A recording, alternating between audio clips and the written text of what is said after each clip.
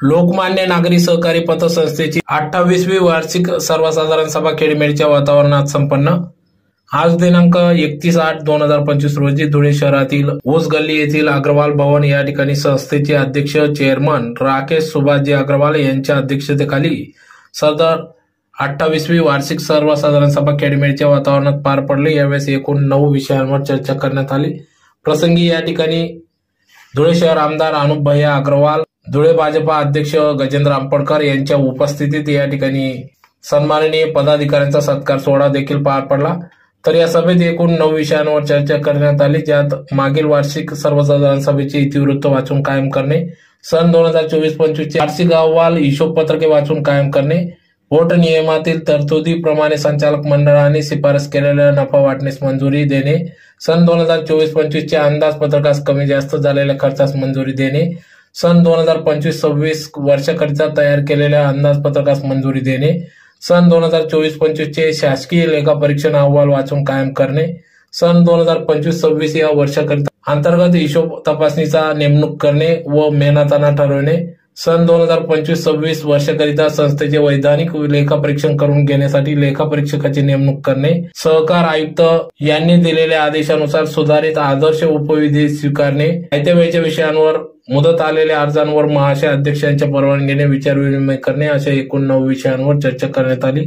तर अतिशय खेळमेळीच्या वातावरणात सदर वार्षिक सभा पार पडली। या प्रसंगी या ठिकाणी लोकमान्य नागरी सहकारी पतसंस्थेचे चेअरमन राकेश अग्रवाल, संस्थापक अध्यक्ष सुभाष अग्रवाल, व्हाईस चेअरमन अजय अग्रवाल, कार्यकारी संचालक गिरीश अग्रवाल, संचालक सतीश अग्रवाल, संघरत्न जवरास, सौ अलका चौधरी, सौ भारती अग्रवाल, सौ मनीषा अग्रवाल, तज्ञ संचालक ओम प्रकाश अग्रवाल, सल्लागार निलेश अग्रवाल, आयकर सल्लागार विजय कुमार अग्रवाल आदी सर्वच संचालक मंडळ या ठिकाणी उपस्थित होते। गोरगरिबांना सेवा देत आलेली आहे।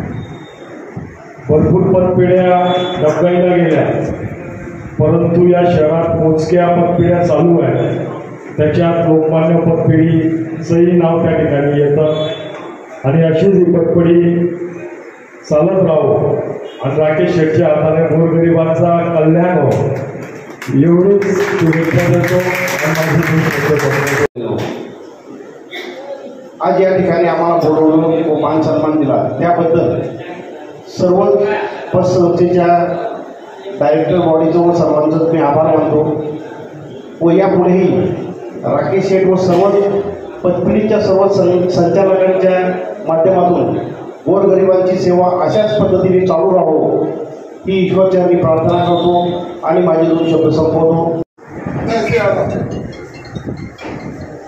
आपल्याला शहराला आजच्या 50 वर्षापासून लाभलेले सर्व आमदार आहेत घेऊन गेले, पण